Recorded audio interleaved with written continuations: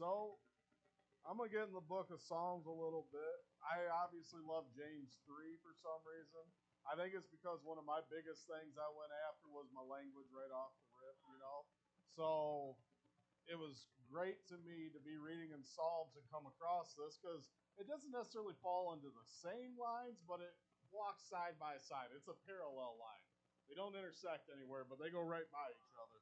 So there's some times in life that require silence. Randy, you better listen to this part.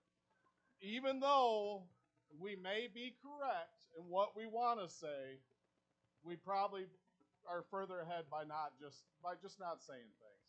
If you're in a big crowd that's looking to have their way with you, if you end up saying something that's against their beliefs, well, sometimes, not necessarily swallow your pride, but pick and choose your times. So the psalm I'm going out of is 39. It's actually pretty short, so I'm going to read it, and then I did a lot more notes than I had been here lately, so we'll go through some notes. Man. All right. I said, I will take heed to my ways, that I sin not with my tongue. I will keep my mouth with a bridle, while the wicked is before me. I was dumb with silence, I held my peace, even from good, and my sorrow was stirred. My heart was hot within me, while I was musing, the fire burned. Then spake I with my tongue. Lord, make me to know mine end, and the measure of my days, what it is, that I may know how frail I am. Behold, thou hast made my days as a handbreadth, and mine age is as nothing before thee. Verily, every man at his best state is altogether vanity. Selah. Surely every man walketh in vain. Surely there are disquieted in vain. He heapeth up riches, and knoweth not who shall gather them. And now, Lord, what wait I for? My hope is in thee. Deliver me from all my transgressions. Make me not the reproach of the foolish. I was dumb, I opened not my mouth, because thou didst it. Remove thy stroke away from me. I am consumed by the blow of thine hand. When thou with rebukes dost correct man for iniquity, thou makest his beauty to consume away like a moth. Surely every man is vanity. Selah.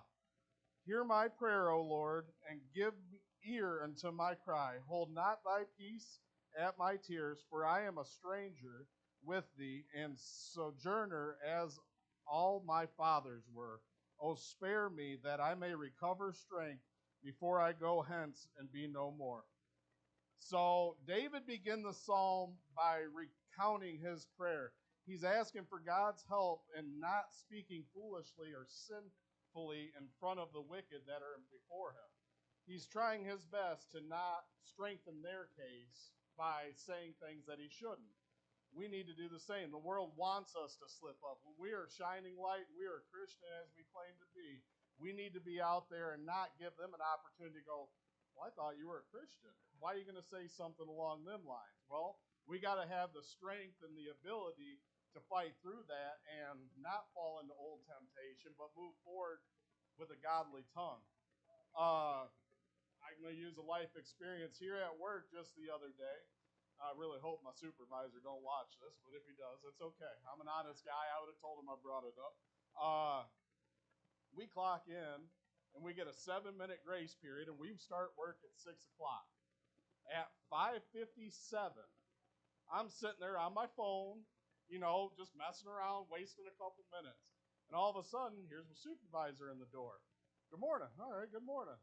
Are you punched in? Yeah. Well, we get paid by the minute, right? Okay. That was my response. Because I know if anything more than that came from my mouth, it probably wasn't going to get me anywhere. It wasn't going to take me further ahead. It wasn't going to reflect the person I am trying my best to be. It wasn't going to take me in the direction I wanted it to go. It was only going to stir up more. So a simple smile and okay. And I went on about, if I start a couple minutes early, whatever. Actually, I think about that time it was 2 minutes early. I just couldn't believe that came out, though. But that's the kind of thing we run into as Christians. People are just trying to use the smallest little things to goad us into a situation that we probably ought to just steer away from. So David found it easier to speak nothing than to speak wisely. Even though he knew what he was saying, that he was correct in what he was saying, he felt that the pressure that one feels with intense feelings when you keep them silent, it eats you up inside. I think that's what my next verse gets into. And in the previous psalm, David showed his godliness by his silence before his accusers. In Psalm 38, he mentions, I am like a mute who does not open his mouth. And the idea was that David did well not to defend himself. It tells you not, we're being told not to be prideful, but we all have enough pride that if we're correct in something, we want to stand up and speak on it. Sometimes, as hard as it is, we just need to turn the other cheek and let it be. Here, he did well not to speak because his doubts and his fears could be brought out with the wicked that were before him. He could have started speaking on things that Eli's giving my closing away. I see this now. But he doesn't speak on it because he knows it's going to strengthen their case once again. So my heart was hot within me. In this instance, silence was not golden for David. We can all relate. If we have something that we just want to put out there, we want to speak on it, we want to say something about it, and if we want to correct somebody, but we're not because we know it's a better choice just to keep it to ourselves, it burns.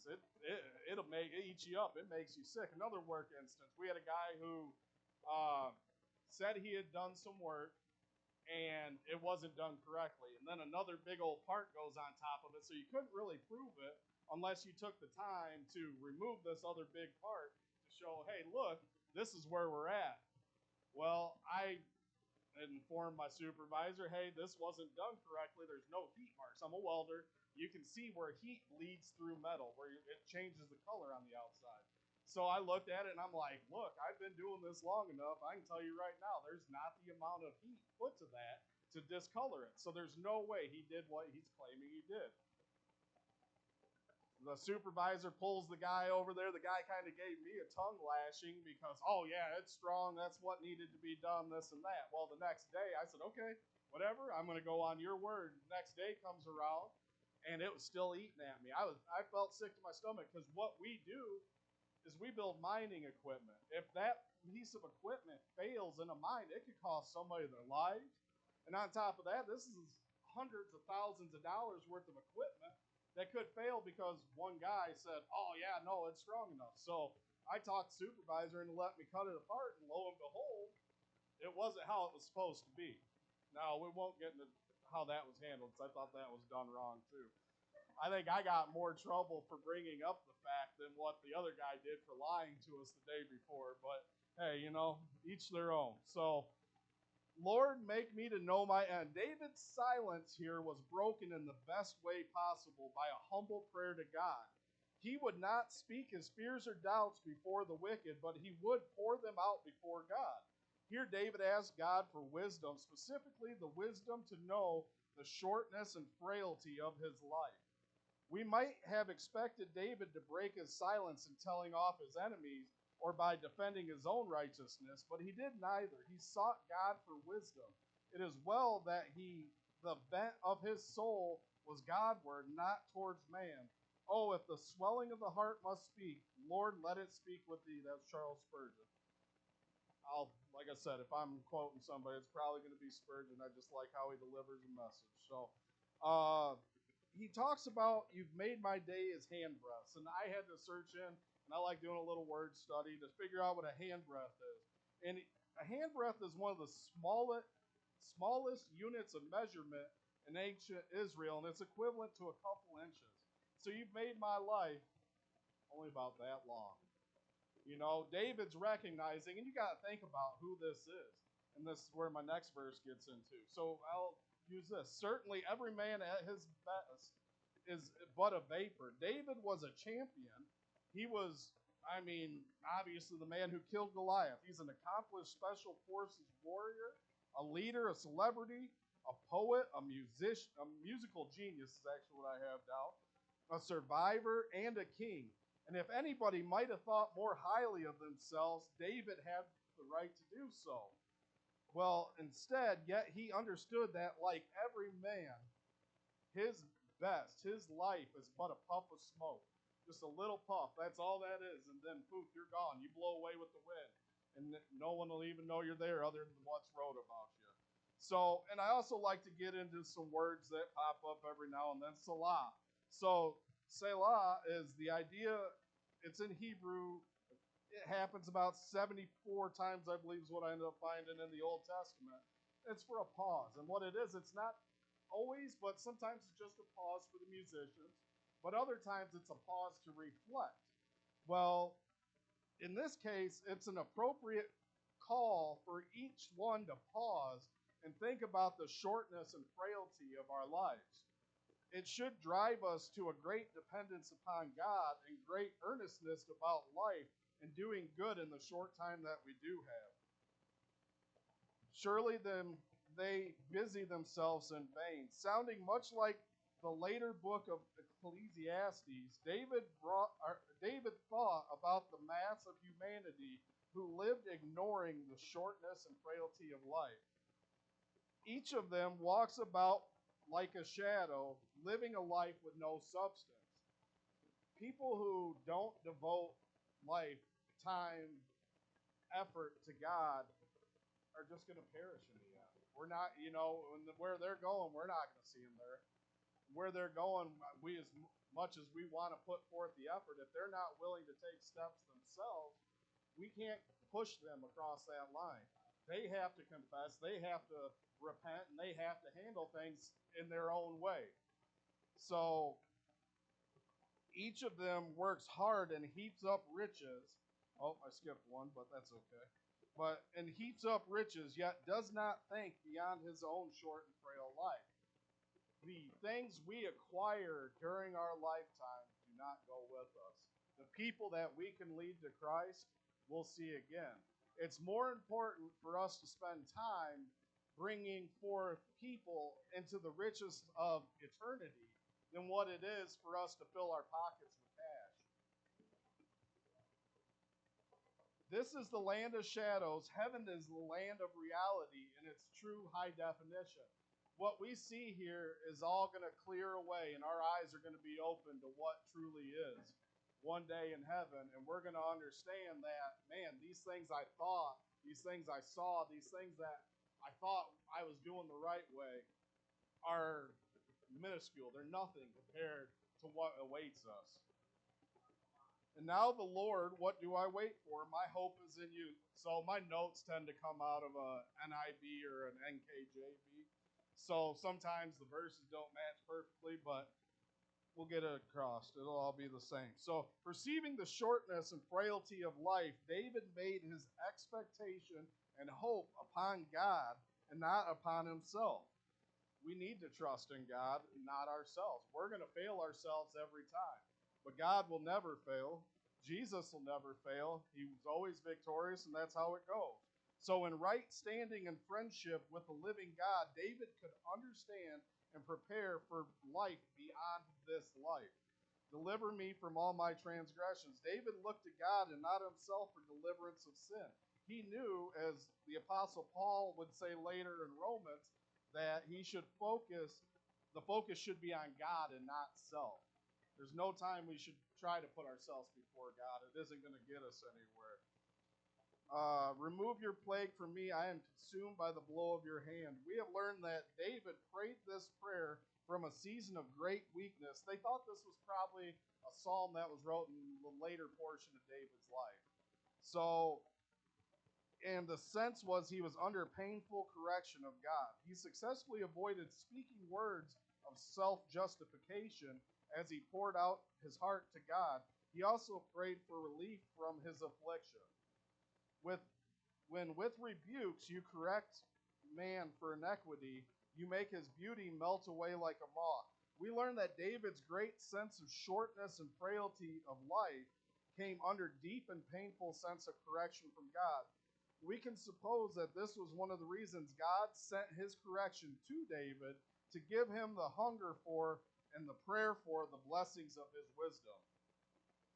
So do not be silent at my tears, for I am a stranger with you. David appealed to Yahweh, the covenant God of Israel, asking that he answer with mercy upon him in the sense of separation from God. If you don't feel that God is speaking to you, get in your word, get on your knees, and spend some time in prayer. Because I guarantee if you quiet your soul, you're going to hear what you're listening for. So, I am a stranger with you, a sojourner, as my fathers were. David was not only a native Israeli, but he was also the king of Israel. If anyone had claimed a citizenship, it was him. Yet he understood that his real home was in heaven and not upon this earth. So if we indeed are strangers and sojourners, then it follows that it is sure that we have a home somewhere. It is not surprising that sometimes we long to get home. There's sometimes that this world's just so dark that, man, the light sounds good. But we're here for a reason. We're needed here. We're kept here for whatever cause God wants us here for. And when it comes available to us and we understand, we're going to just do it and be done with it, right? So it is, if we are strangers, then we should also treat each other well. It's none of our homes. We should all be willing to treat each other as we're travelers in the passing. You go some places that someone thinks, oh, this is where I'm from. You go vacationing, I'm sure some of the people that live around the lakes over here see those plates from a state southwest of us, I'll say, and they probably act a little differently when they see these plates. Now, I know that at my lake in Pawpaw. You see a lot of those plates still. Now, they're travelers, but so are we. I mean, honestly, we should be able to approach them and treat them just the same. Now, in the same case, some of them being travelers handle themselves in a way that they think they own the place, but that's okay too. We'll run into that. So, yeah. It should be a comfort to a Christian in death. Death should not be something that we dread. Yes, we want to be alive. Yes, we have things we want to live for. But in death, we're going to go ahead and go to heaven. We're going to be with Jesus. I mean, what are we really getting down to here? So in the book of Philippians 1:21, if Eli would please. For me to live is Christ and to die is gain. Now, John uses this one often, and it's true, though, because we don't lose anything if we're living in Christ. If you truly believe and you're doing the things you ought to do, you're going to be missed. You're going to be loved. But for the real believer, we understand that when you pass, you're going to be with Jesus, and we're going to stand down here, and yeah, we're going to be mournful for a couple days. But the truth behind it is we should be joyous. We know that you went home, and yeah, it sucks, for lack of better terms, to lose you. But at the same point, you're in a place that we're all working to get to. We're all doing, which obviously it's not on our works, but you understand what I'm saying. So remove your gaze from me. So I'm going to close with this one. Remove your gaze from me that I may regain strength, knowing that his weakness was due to the heavy hand of God upon him. David humbly asked God to look at him no longer with the eyes of correction. And the psalm ends without resolution, but David appeals and he shows trust in God. No matter what we're going through, we need to be obedient. We need to lay our trust where it should lie. And